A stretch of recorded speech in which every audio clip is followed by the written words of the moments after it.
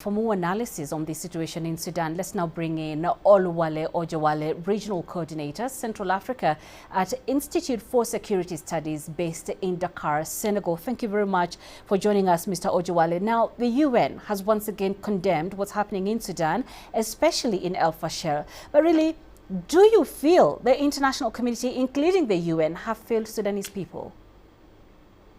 Thank you so much for having me. There are a lot of conflicts going on in the world now, and the conflicts in Africa have been largely neglected, and Sudan has been the most consequential conflict on the continent now.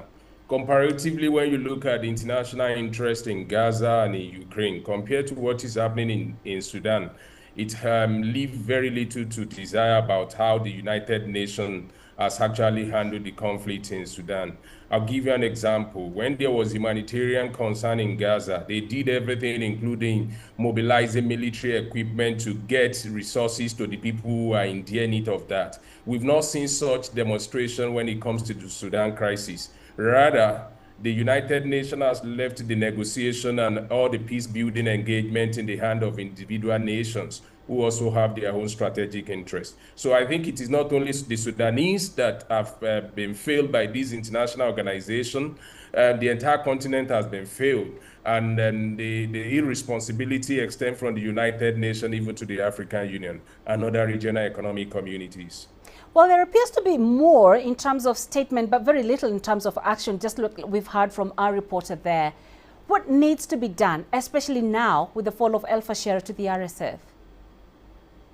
I think what needs to be done is to put sufficient boots on the ground in terms of peacekeeping operation now.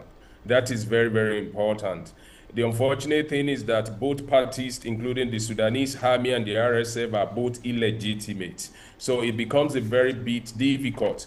But I think on the part of reasoning and then working for the people of Sudan, the United Nations Security Council and other multilateral agencies has the responsibility to actually step in at this point, using a two-pronged approach. One is to mobilize boots on the ground, and the next is actually to take on the role of the peace negotiator, which I think we have found lacking in the since 2023 when this conflict began.